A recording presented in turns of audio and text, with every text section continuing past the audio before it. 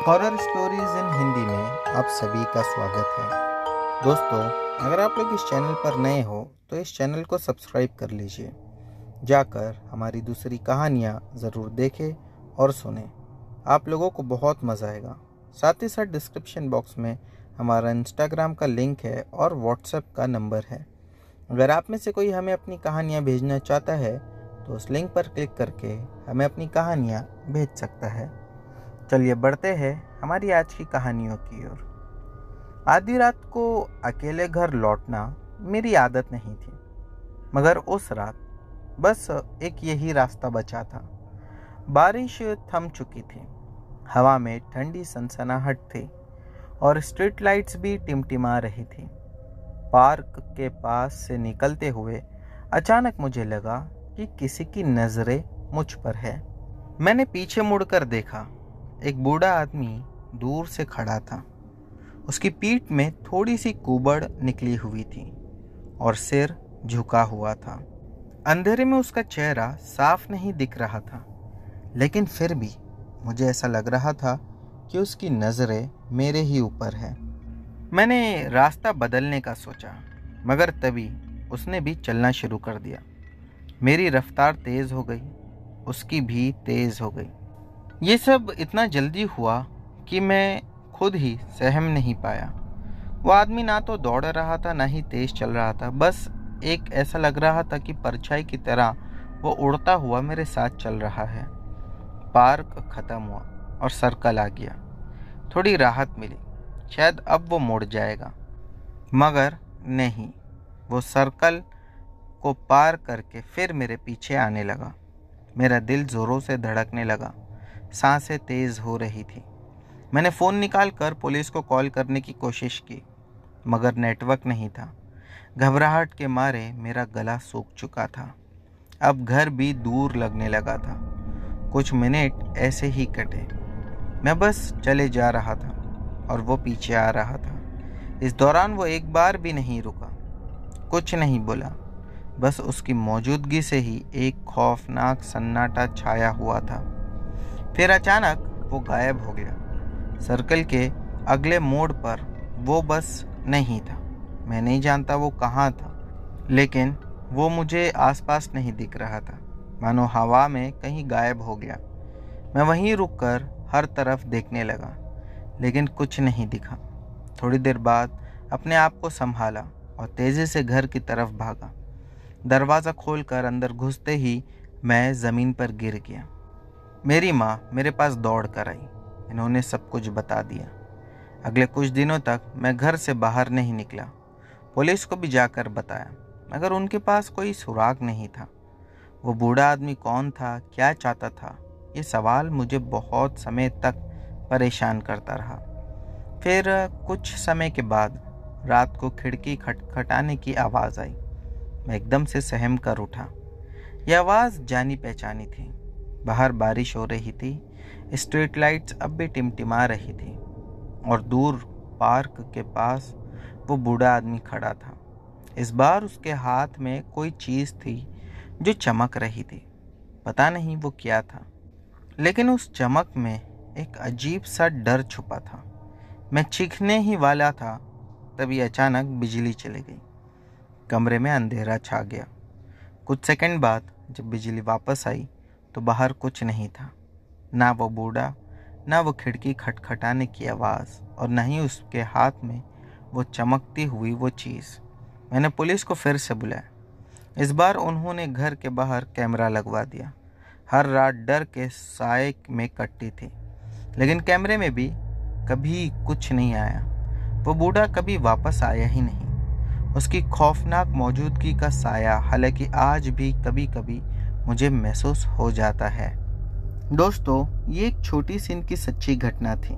बढ़ते हैं अगली कहानी की ओर। हवा में एक अजीब सी सनसनाहट थी, मानो पेड़ पौधे भी मेरी बेचैनी को महसूस कर रहे थे।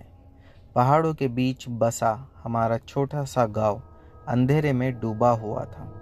बिजली कट चुकी थी और पहाड़ी इलाकों में कोई अनहोनी बात नहीं थी, लेकिन आज रात कुछ अलग सा महसूस हो रहा था। एक खौफनाक सन्नाटा था, जिसे तोड़ने की हिम्मत कुत्ते भी भौंक कर नहीं कर पा रहे थे, यानी कुत्तों के भौंकने की आवाज़ भी नहीं हो रही थी। मैं अकेला अपनी दुकान में बैठा था। दुकान लकड़ी के ढांचे और टीन की छत से बनी एक मामूली सी कोठरी थी। दुकान के बाहर बारिश शुरू हो चुकी थी, जो टीन की छत पर एक भयानक सी आवाज़ पैदा कर रही थी। इसी आवाज़ के बीच मुझे एक और आहट सुनाई दी, खिड़की खटखटाने की। पहले तो मैंने इसे हवा का झोंका समझा, लेकिन आवाज़ फिर से आई। इस बार थोड़ी ज़ोर से थी। मेरी रीढ़ की हड्डी में एक सिरहन दौड़ गई। गांव में ज़्यादातर लोग अपने खेतों में रहते थे और रात के इस वक्त दुकान पर कौन आ सकता था। मैंने लालटेन की रोशनी को थोड़ा और तेज़ किया ताकि दुकान के बाहर बेहतर तरीके से देख सकूं। बारिश के पर्दे के अलावा कुछ नज़र नहीं आया। फिर से खटखटाहट हुई। इस बार पहले से भी तेज़ थी। मेरा दिल ज़ोरों से धड़कने लगा। मैंने सोचा शायद कोई आवारा जानवर होगा। थोड़ा हिम्मत जुटाकर मैं दुकान के पीछे से एक लोहे की रॉड उठाकर सामने आया। धीरे से खिड़की खोली। बाहर एक बूढ़ी औरत खड़ी थी। उसके कपड़े पूरी तरह से भीगे हुए थे और चेहरा अंधेरे में छुप चुका था। उसकी आंखें हल्की दो जलते हुए अंगारों की तरह चमक रही थी। उसने फिर कहा, बेटे, ज़रा सी दवा देनी है। उसकी आवाज़ खुरदुरी और फटी हुई थी। मेरे पेट में बहुत दर्द है। मैंने थोड़ा राहत की सांस ली। शायद कोई बीमार है। उसे दवा देने के लिए अलमारी खोलने ही वाला था कि उसने फिर से बोला, लेकिन दवा अंदर मत देना, मुझे सिर्फ छूना है। ये बात मुझे अजीब लगी। दवा छूने से क्या फ़ायदा होगा? लेकिन उसकी आंखों में एक ऐसी खिंचावट थी कि मैं मना नहीं कर सका। मैंने अलमारी से डिब्बी निकाली और बढ़ा दी। वो अपना एक हाथ अंदर लाने के लिए झुकी और उसी क्षण बिजली चमकी। इस रोशनी में मैंने उसका हाथ साफ देखा। वो हाथ काफ़ी सड़ा हुआ था। उसके हाथ पर लगा हुआ मांस गल चुका था और हड्डियां बाहर निकली हुई थी। चीख निकलने से पहले ही वो गायब हो गई। मैं ज़मीन पर गिर पड़ा। डिब्बी मेरे हाथ से छूटकर लुढ़क गई। दुकान के बाहर सन्नाटा था। सिर्फ बारिश की आवाज़ गूंज रही थी। उस रात के बाद गांव में कई अजीब घटनाएं घटी। कुछ लोगों के जानवर बीमार पड़ गए। कुछ के घरों में अजीब सी आहट महसूस होने लगी। लेकिन सबसे ज़्यादा डर मुझे हुआ। मैं जानता था कि उस रात मैंने जिसे दवा दी थी वो कोई औरत नहीं थी। बारिश थमने के बाद भी दुकान में एक खौफनाक सिलन रह गई थी। डिब्बी ज़मीन पर पड़ी थी। उसमें रखी हुई दवा अब काली पड़ चुकी थी। मैं उसे छूने से भी कतरा रहा था। सुबह होते ही गांव के मुखिया के पास गया, जो एक बुजुर्ग वैद्य भी थे। मैंने उन्हें पूरी रात की घटना सुना दी। उन्होंने मेरी बात ध्यान से सुनी, फिर मेरी तरफ गंभीरता से देखा और बोले, बेटा, ये कोई औरत नहीं थी, ये एक बुरी आत्मा थी जिसे डाकिनी कहते हैं। वैद्य जी ने मुझे बताया कि डाकिनी बीमार लोगों का रूप धारण करके दवा मांगती हुई घूमती है, लेकिन दवा छूने से ही उसकी असली ताकत बढ़ जाती है। उन्होंने दुकान से डिब्बी को बाहर निकालने और उसे नदी में बहा देने को कहा। साथ ही उन्होंने मुझे कुछ जड़ी बूटियां दी, जिन्हें जलाकर दुकान को शुद्ध करना था। मैंने वैद्य जी के बताए अनुसार सब कुछ किया। कुछ दिनों तक गांव में अजीब घटनाएं चलती रही, लेकिन धीरे धीरे सब अपने आप ही शांत हो गया। हालांकि वो रात मुझे कभी भी भूल नहीं सकती। खिड़की खटखटाने की आवाज़, जलते हुए अंगारों जैसी आंखें और फिर वो सड़ा हुआ हाथ, ये सब मुझे रातों को नींद में भी सता देता है। एक रात सोने से पहले मैंने दुकान की दीवार पर टंगे हुए अपने दादाजी की तस्वीर को देखा। वो गांव के जाने माने तांत्रिक थे। अचानक मुझे एक उम्मीद जागी। अगले दिन सुबह ही मैं उनके पुराने सामानों को ढूंढने में लग गया। बहुत तलाशी के बाद मुझे एक पीतल का डिब्बा मिला जिसके अंदर कुछ सूखे फूल और जड़ी बूटियां थी। डिब्बे के साथ एक छोटी सी किताब भी मिली जिसमें तांत्रिक मंत्र लिखे हुए थे। मैंने वैद्य जी को बुलाकर उनसे इन मंत्रों के बारे में पूछा। वैद्य जी ने बताया कि ये मंत्र डाकिनियों को भगाने के लिए होते हैं। उन्होंने मुझे सावधानी के साथ इन मंत्रों का प्रयोग करने की हिदायत दी। उस रात से मैंने हर रात दुकान बंद करने से पहले ये मंत्र पढ़ने शुरू कर दिए। कुछ समय बाद गांव में फिर से अशांति के आसार दिखाई देने लगे। एक रात बारिश के बीच फिर से खिड़की खटखटाई। मेरा दिल वो खिड़की के खटखटाने की आवाज़ से भी ज़्यादा ज़ोरों से धड़कने लगा, लेकिन इस बार घबराहट के साथ एक ठंडा सा गुस्सा भी था। मैंने तुरंत तांत्रिक मंत्र पढ़ना शुरू कर दिया। खिड़की के बाहर से चीखने जैसी आवाज़ आई। फिर अचानक सब शांत हो गया। सुबह को देखा तो दुकान के बाहर जले हुए बालों की गंध आ रही थी। इसके बाद गांव में कभी भी कोई अजीब घटना नहीं घटी।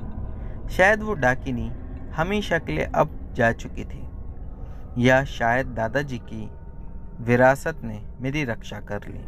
ये सवाल आज भी मेरे मन में है, लेकिन एक बात पक्की है, उस डरावनी रात ने मुझे हिम्मत से जीना सिखा दिया। दोस्तों, अब बढ़ते हैं अगली कहानी की ओर। सालों बाद भी उस भयानक अनुभव का साया मुझ पर रहता था। एक रात अचानक अमित का फोन आया। उसकी आवाज़ बहुत घबराई हुई थी। उसने कहा, आकाश, तू अभी कहाँ है? जल्दी से मेरे फ्लैट पर आ जा। कुछ पल में ही मैं अमित के फ्लैट पर पहुंच गया। निशांत भी वहां पर मौजूद था। उनके चेहरे पर भी वही डर था जो 2008 में कोटा के उस घर में हमें रहते हुए महसूस होता था। रोज़मर्रा की ज़िंदगी का हिस्सा बन गया था वो डर।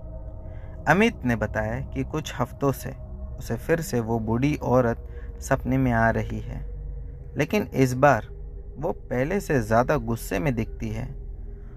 वो कुछ कहने की कोशिश भी करती है, लेकिन अमित को उसकी बात समझ नहीं आती थी। फिर कुछ दिन पहले से अमित के फ्लैट में भी एक अजीब व गरीब घटनाएं घटने लगी। बिजली के उपकरण खुद ब खुद चालू हो जाते और अचानक बंद हो जाते। कभी रात में चीज़ें अपनी जगह से हिल डुल जाती, कभी टेबल पर पड़ा हुआ ग्लास अपने आप गिरता, तो कभी कांच का मग गिर कर फूट जाता। इन घटनाओं से डरकर अमित ने उस मकान मालिक से संपर्क किया जिससे उन लोगों ने कोटा में वो घर किराए पर लिया था। मकान मालिक ने बताया कि उसने वो घर बेच दिया है।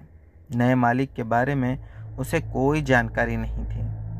अचानक कमरे का टेबल फिर से हिलने लगा, ठीक उसी तरह जैसा कोटा के घर में होता था। हम तीनों डर के मारे एक दूसरे का सहारा लेने लगे। तभी टीवी खुद ब खुद चालू हो गया। स्क्रीन पर एक पुरानी तस्वीर दिखाई दे रही थी। तस्वीर उसी बूढ़ी औरत की थी जो अमित के सपनों में आती थी। वो गुस्से से घूर रही थी। उसके नीचे अंग्रेजी में लिखा हुआ था, मेरा बदला अभी बाकी है। टीवी की स्क्रीन अचानक फट गई और कमरे में फिर से वही भयानक चीखें गूंजने लगी। हम एक दूसरे को पकड़कर जोर जोर से राम का नाम जपने लगे। कुछ देर बाद चीखें बंद हो गई, लेकिन कमरे में एक भयानक सन्नाटा छा गया। उस रात के बाद हमने तय किया कि इस भयानक शक्ति से लड़ना होगा। हम किसी तांत्रिक के पास जाने का फैसला ले चुके थे। तांत्रिक ने हमें बताया कि वो बूढ़ी औरत उस घर में रहती थी। उसके बेटे ने उसकी हत्या कर दी थी और उसका शव दीवारों में छुपा दिया था। उसकी आत्मा को शांति नहीं मिली थी, इसलिए वो बदला लेने के लिए बेचैन थी। तांत्रिक ने कुछ खास पूजा पाठ करके उस आत्मा को शांति दिलाने की बात कही। हमने वो पूजा करवाई। कुछ समय बाद अमित के सपने में वो औरत का दिखना बंद हो गया। उसके फ्लैट में भी कोई अजीब घटना नहीं हुई, लेकिन कभी कभी रात को, खास करके जब बिजली जाती है, तो अमित को दूर से उस कोटा के घर से खींचे आने का भ्रम होता है। ऐसा लगता है कि उसी घर से शायद कोई बुला रहा हो। शायद वो आत्मा अब शांत हो गई है, लेकिन वो अनुभव ही है जो शायद दोबारा से उसे डरा कर रख देता है। दोस्तों, कहते हैं कि कुछ घटनाएं या कुछ कहानियां ऐसी होती है जिनका समाधान कई बार समझ में नहीं आता, और अगर समझ आ भी जाता है तो उसे पूरा करने में काफ़ी समय लग जाता है। हमारी अगली कहानी कुछ ऐसी ही है। चलिए शुरू करते हैं। मैं 16 साल की लड़की हूँ और अपने दादा दादी और माँ के साथ एक घर में रहती हूँ। मेरे माता पिता का बहुत समय पहले तलाक हो गया था। जिस घर में मैं रहती हूँ वह हमारे परिवार का पुश्तैनी घर है। हमारा परिवार समय समय पर यहाँ रहता था और हमारे घर के बगल में ही मेरे मामा का घर है। वो अपनी पत्नी और उनके 2 बच्चे सारा और जो, ये दोनों के साथ रहते थे। मेरा घर किसी तरह से भूतिया था। कहा जाता था कि यहाँ पर कुछ आत्माएं रहती हैं। आपको बता दूं कि कई सारे लोगों का ये भी कहना था कि वहाँ पर 5 आत्माएं हैं। कुछ लोग कहते थे कि 5 से ज़्यादा आत्माएं हैं। सच्चाई क्या थी ये तो हम नहीं जानते। कहते हैं कि एक महिला का भूत है। वो अक्सर पीछे के आंगन में रहती है। कभी कभी उड़कर मेरे पड़ोस की बालकनी में भी चली जाती है। एक बार मेरे पुराने मोबाइल कैमरे में उसकी तस्वीर आ गई थी। वो मेरे बेडरूम में खड़ी थी, काफ़ी लंबी थी और उसके चेहरे को ढके हुए लंबे बाल काले थे। मुझे नहीं पता था कि ये तस्वीर मेरे मोबाइल में कैसे आई। किसी ने इसे नहीं लिया था, फिर भी वो एक रहस्य बन गया था। दूसरा जो था वो एक बच्ची का भूत था। ये छोटी बच्ची अक्सर मेरे कमरे के पास से गुजरती है, कभी कभी मेरे बाथरूम में खेलती है। उसने एक बार मुझसे कुछ फुसफुसाया भी था। मैं उसके बारे में अपनी दूसरी कहानी में बाद में ज़रूर बताऊंगी। और एक बच्चे का भूत है। मुझे नहीं पता कि ये लड़की है या लड़का है, लेकिन उसे खिलौने के साथ खेलना और गड़बड़ करना बहुत पसंद है, लेकिन खेलने के बाद उन्हें वापस रख देता है। एक शायद गूंगा आदमी की आत्मा है। वो कभी मेरे मामा को अपने वश में कर लेता था और ये भूत बात नहीं कर पाता। एक अज्ञात भूत। ये भूत, मुझे नहीं पता कि ये यहाँ कौन है, क्या कर रहा है, लेकिन इसे मेरे बेडरूम के दरवाजे के साथ खरोचने और खेलने यानी आवाज़ें निकालने में मज़ा आता है। माँ ने मुझे बताया था कि जब मैं बच्ची थी तब दादाजी में बुरी आत्माओं को निकालने की क्षमता थी। उन्होंने काफ़ी समय पहले महिला भूत को निकाल दिया था, लेकिन फिर वो कुछ सालों बाद अपने आप वापस आ गई। हाल ही में 1 हफ्ता पहले मुझे रात में स्लीप पैरालिसिस हुआ था, लेकिन मैंने उसे नज़रअंदाज कर दिया क्योंकि मेरे साथ पहले भी कई बार ऐसा हो चुका है। सुबह में मेरी माँ ने मुझसे कहा कि उसे भी स्लीप पैरालिसिस हुआ था। उसने कहा कि वो कल रात फ़ोन पर थी और बातचीत के बीच में सो गई। जब उसने फिर से बोलने की कोशिश की तो वो नहीं कर सकी और उसके मुंह को कुछ ढक कर रखा था, यानी ऐसा लग रहा था कि किसी ने कपड़ा डाल दिया है। वो निश्चित नहीं थी कि वो क्या था, और तब मुझे एहसास हुआ कि मेरे साथ भी कुछ ऐसा ही हुआ था। उसी रात मेरी दादी ने अचानक हमें बताया कि कल रात वो शैतान शैतान और शैतान को बार बार चिल्ला रही थी जब वो नींद में थी। और दोस्तों, ये काफ़ी अजीब भी था। उसी रात मेरी कज़िन सारा ने मुझसे कहा कि उसके साथ भी अजीब सी चीज़ें हुई। उसे फूलों की खुशबू आई। खुशबू इतनी तेज थी कि उसे अपने घर के बाथरूम से डर कर भागना पड़ा। जब उसके पिताजी ने बाथरूम में जाकर देखा तो खुशबू गायब हो चुकी थी। उसके पिताजी ने तब रात को टीवी पर फुटबॉल मैच देखने में बिताई, क्योंकि अब उन्हें भी डर लग रहा था। आधी रात को उन्होंने घर के बाहर से कुछ आवाज़ सुनी, तो वो ये देखने गए कि वहाँ पर क्या है। वो घर के बाहर निकला और सड़क के बीचों बीच खड़ी एक महिला को देखा। उसके लंबे बाल थे और उसने सफ़ेद गाउन जैसा कुछ पहन रखा था। वो बस वहीं खड़ी रही और कुछ नहीं किया। सड़क के एकदम बीचों बीच थी। मेरे मामा घबरा गए और जल्दी से अपने घर के अंदर भाग गए। 2 दिन बाद मैं अपनी एक सहेली के साथ मॉल गई थी।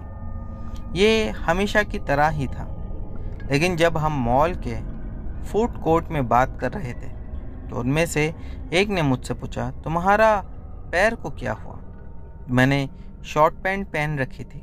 मुझे नहीं पता था कि वो किस बारे में बात कर रही है, जब तक मैंने अपना बायां पैर नहीं देखा। वहाँ एक ऐसा निशान था जैसे किसी ने या किसी चीज़ ने मुझे काट लिया हो। वो अभी भी मेरे बाएं पैर पर है। ये चोटग्रस्त है और जिन्होंने ये निशान देखा है उनका कहना है कि ये किसी इंसान का काम तो नहीं है, ये किसी नुकीली दांतों वाली जीव का काम है, जैसा कुत्ता या बिल्ली। हो सकता है कि उनके दांत वहाँ पर गाड़ दिए हो, जिसके बाद ही ऐसे निशान बन जाते हैं। इसमें चिंताजनक सवाल और बढ़ता हुआ खौफ कुछ अजीब सा था। ये सारी घटनाएं मुझे परेशान करने लगी। क्या ये सब इत्तेफाक था या फिर सच में हमारे आसपास कोई आत्माओं या भूतों जैसी ताकत थी? मैंने फैसला किया कि मैं अपनी दादी से इन घटनाओं के बारे में और बताऊंगी और जानूंगी भी। शायद उन्हें इस बारे में कुछ तो पता होगा।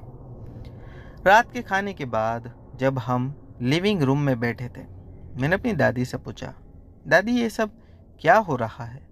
क्या हमारे घर में सच में कोई भूत है? मेरी दादी ने गहरी सांस ली और कहा, हाँ बेटा, ये सब सच है। यह घर पीढ़ियों से भूतिया रहा है। उन्होंने तब हमें बताया कि कैसे उनके पिताजी यानी मेरे परदादाजी एक तांत्रिक थे, जिनके पास इन आत्माओं को नियंत्रित करने की शक्ति थी। उन्होंने बताया कि कैसे उन्होंने महिला भूत को भगा दिया था, लेकिन वो हमेशा ही लौट आती थी। उन्होंने ये भी बताया कि कैसे वो अज्ञात भूत हमेशा से रहा है और कोई नहीं जानता कि ये क्या है, कौन है, कहाँ से आया। अचानक से फिर रोशनी चले गई। हम सब अंधेरे में बैठे हुए थे, डरे हुए सांसें ले रहे थे। कुछ ही सेकंड बाद हमने फर्श पर खरोंचने की आवाज़ सुनी। आवाज़ धीरे धीरे तेज़ होती गई और ऐसा लग रहा था कि कुछ हमारे चारों ओर घूम रहा है। हम हिलने या कुछ कहने से भी डरते थे। फिर अचानक कमरे में एक ठंडी हवा का झोंका आया और हमने एक फीकी सी हंसी सुनी। वो इतनी भयानक थी कि मेरी रूह कांप गई। कुछ मिनटों बाद रोशनी वापस आ गई और आवाज़ें बंद हो गई। हम सब सहमे हुए एक दूसरे को देख रहे थे। उस रात हम में से कोई भी ठीक से सो नहीं सका। हम काफ़ी ज़्यादा डरे हुए थे कि आगे क्या होगा। सुबह होते ही सूरज की पहली किरणें घर में आने लगी, जिससे थोड़ा आराम मिला। हमने फैसला किया कि पुलिस को बुलाना बेकार होगा, क्योंकि वो इस तरह की बातों पर यकीन नहीं करते। इसके बजाय हमने अपने एक रिश्तेदार से संपर्क करने का फैसला किया, जो एक तांत्रिक थे। उम्मीद थी कि वो इन आत्माओं को शांत करने में हमारी मदद कर सकेंगे।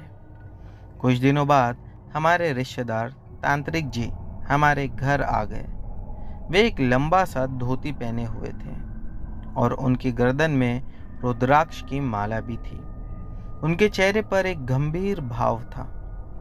हमने उन्हें पिछले कुछ दिनों में ही हुई सभी घटनाओं के बारे में बताया।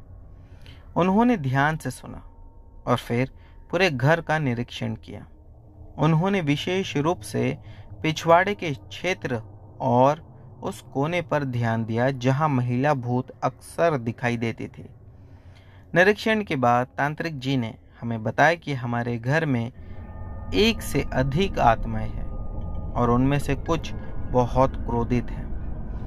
उन्होंने बताया कि घर में किसी प्रकार की काली शक्ति का वास भी हो सकता है। उन्होंने एक जटिल अनुष्ठान करने का सुझाव दिया, जिसमें मंत्रों का जाप, हवन और कुछ विशेष जड़ी बूटियों का इस्तेमाल शामिल था। अनुष्ठान अगले पूर्णिमा की रात को किया जाना था। उस रात पूरा घर एक भयानक वातावरण में भर गया था। तांत्रिक जी ने मंत्रों का जाप करना शुरू कर दिया। उनकी आवाज़ धीमी और गंभीर थी। उन्होंने आग में जड़ी बूटी डाली और कमरे में धुआं भर गया। हम सब डर के मारे सहमे हुए एक कोने में बैठे थे। अचानक चीज़ें और भी भयानक हो गई। दीवारों पर तस्वीरें हिलने लगी, फर्नीचर हिलने लगा और रोशनी बार बार झपकने लगी। हमने अजीब सी आवाज़ें सुनी, चीखे और खूब ज़्यादा फुसफुसाते हुए। हमें ऐसा लगा कि वो आत्माएं एक दूसरे से बात कर रही है। ऐसा लग रहा था कि आत्माएं बहुत ज़्यादा क्रोधित भी है और अनुष्ठान का विरोध कर रही थी। तांत्रिक जी बिना रुके मंत्रों का जाप करते रहे।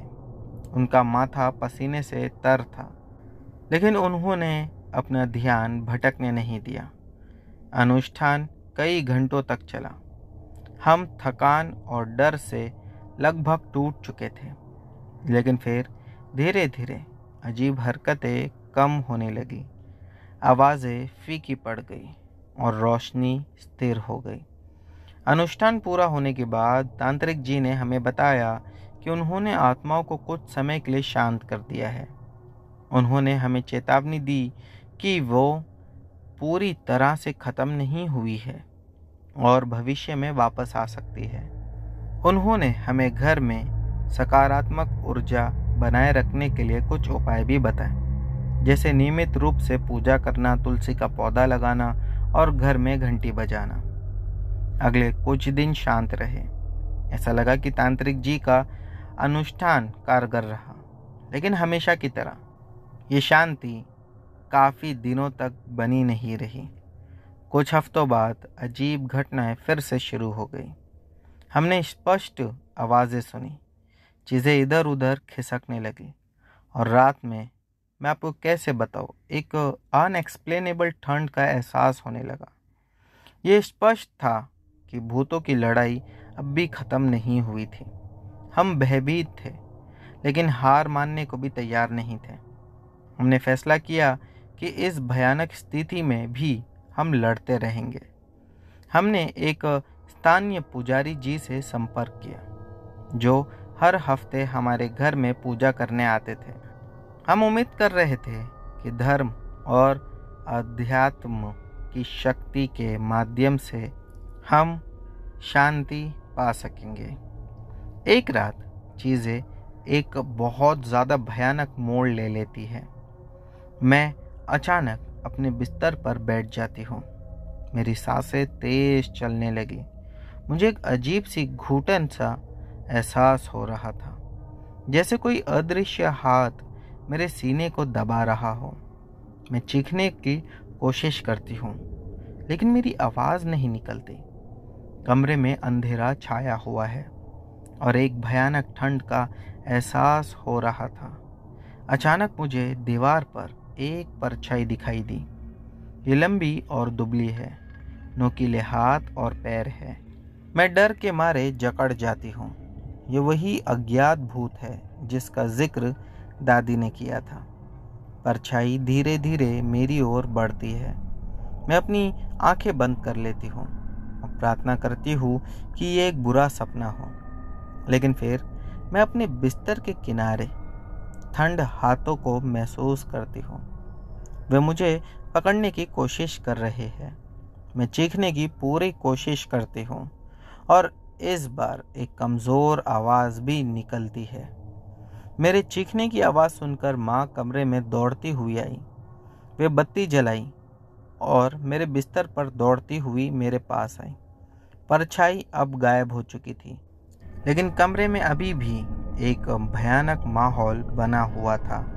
माँ मुझे अपने पास खींचती है और मुझे अपने से गले लगाकर दिलासा देती है। इस घटना के बाद मैं पूरी तरह टूट चुकी थी।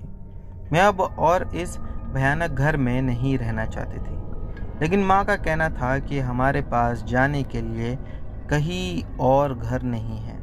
हमारी आर्थिक स्थिति इतनी अच्छी नहीं थी कि हम कहीं और घर ले सकें। कुछ दिनों बाद हमारे रिश्तेदार तांत्रिक जी फिर से हमारे घर आए। हमने उन्हें उस रात में मेरे साथ घटी घटना के बारे में बताया। उन्होंने चिंता जताई और कहा कि अज्ञात भूत बहुत शक्तिशाली हो सकता है। उन्होंने एक विशेष तावीज़ बनाकर मुझे पहनने का सुझाव दिया, जिसे मैं हर समय अपने गले में पहने रखूं। उन्होंने कहा कि ये तावीज़ मुझे बुरी आत्माओं से बचा सकती है। तांत्रिक जी के जाने के बाद मैंने वो तावीज़ पहनना शुरू कर दिया। मुझे लगा कि ये थोड़ा सुरक्षित महसूस कराता होगा, लेकिन अजीब घटनाएं रुकने का नाम ही नहीं ले रही थी। एक रात सारा ने मुझे फ़ोन किया। उसकी आवाज़ कांप रही थी। उसने कहा कि उसने फिर से वही सफ़ेद गाउन वाली महिला को अपने घर के बाहर देखा है। महिला उसे घूर रही थी और धीरे धीरे उसकी ओर बढ़ती जा रही थी। सारा बहुत डरी हुई थी और घर के अंदर भाग गई। अगली सुबह हम सारा के घर गए और उसके माता पिता से बात की। वो भी इस सिचुएशन से बहुत परेशान थे। हमने फैसला किया कि हमें किसी और तांत्रिक या किसी धार्मिक गुरु से संपर्क करना चाहिए। शायद किसी के पास इन भूतों को हमेशा के लिए ख़त्म करने का उपाय हो। हमारी खोज जारी रही। हमने कई तांत्रिक और धार्मिक गुरुओं से संपर्क किया, लेकिन उनमें से कोई भी एक परमानेंट सल्यूशन नहीं दे सका। इस पूरे अनुभव ने हमें थका दिया था। हम हताश और निराश हो चुके थे। ऐसा लग रहा था कि हम कभी भी शांति से नहीं रह पाएंगे। लेकिन फिर एक ऐसा मोड़ आया। एक दिन एक यात्रा करते हुए मेरी माँ की मुलाकात एक बूढ़े सन्यासी से हुई। वे एक मंदिर में ध्यान लगा रहे थे। माँ ने उन्हें हमारी परेशानी के बारे में बताया। सन्यासी ने ध्यान से सुना और फिर हमें अपने आश्रम में आने का निमंत्रण दिया। उन्होंने कहा कि उनके पास शायद हमारी मदद करने का एक अनोखा तरीका है। आशा की एक किरण जागी। हमने सन्यासी के आश्रम जाने का फैसला ले लिया। आश्रम एक शांत और सुखदायक जगह था। दूर पहाड़ों और हरे भरे जंगलों से घिरा हुआ था। सन्यासी का स्वागत गर्मजोशी से हुआ और उन्होंने हमें आश्रम के चारों ओर घुमाया। उन्होंने हमें बताया कि वो एक दिव्य व्यक्ति है जिन्हें आध्यात्मिकता दुनिया का गहरा ज्ञान है। कुछ दिनों तक आश्रम में रहने के बाद सन्यासी ने हमें बताया कि उन्होंने हमारे घर में मौजूद आत्माओं के बारे में ध्यान लगाकर देखा है। उन्होंने बताया कि महिला भूत एक ऐसी महिला की आत्मा है जो कई साल पहले हमारे घर में रहती थी और उसकी असामयिक मृत्यु हो गई थी। वो किसी को नुकसान पहुंचाने का इरादा नहीं रखती थी, बस उसे शांति नहीं मिली थी। छोटी जो भूत बच्ची थी एक ऐसे बच्चे की आत्मा थी जो खो गया था और उसकी आत्मा अब हमारे घर में भटकती है। वो भटकते ही रहती है और रास्ता खोज रही थी। अज्ञात भूत एक बुरी आत्मा थी जिसे किसी ने जानबूझकर हमारे घर में बुलाया था। ये वही कारण था कि ये सबसे ज़्यादा क्रोधित और परेशान करता था हम सभी लोगों को। सन्यासी ने हमें बताया कि वो एक विशेष अनुष्ठान करना चाहते हैं जो न केवल आत्माओं को शांत करेगा बल्कि उन्हें मोक्ष की भी प्राप्ति दे देगा। उन्होंने कहा कि इस अनुष्ठान में कई दिन लगेंगे और इसके लिए हम सभी की सकारात्मक ऊर्जा की आवश्यकता है। हम सभी लोग इस बात से सहमत थे। अगले कुछ दिनों में सन्यासी ने जटिल मंत्रों का जाप किया, हवन किया और विशेष धूप जलाया। हमने भी पूरे मन से प्रार्थना की और सकारात्मक ऊर्जा का संचार किया। वातावरण शांत और पवित्र हो गया था। अनुष्ठान के अगले दिन एक अजीब सी घटना घटी। सूर्यास्त के समय पूरे आश्रम में एक तेज रोशनी फैल गई। हमने अपने आसपास हल्की सी हवा महसूस की और एक अजीब सा संगीत सुना। कुछ क्षणों के लिए ऐसा लगा कि हम किसी दिव्य लोक में हैं। कुछ देर बाद रोशनी धीमी हो गई और संगीत बंद हो गया। सन्यासी ने मुस्कुराते हुए कहा, अनुष्ठान पूरा हो गया। आत्माओं को अब शांति मिल गई। कुछ दिनों बाद हम आश्रम से वापस अपने घर चले गए। घर का वातावरण पहले जैसा भयानक नहीं लग रहा था। एक शांत और सकारात्मक ऊर्जा महसूस हो रही थी। कुछ हफ्तों तक सब सही था। कोई अजीब घटना नहीं घटी। ऐसा लगा कि सन्यासी का अनुष्ठान वास्तव में सफल रहा। हालांकि हम अभी भी सतर्क थे।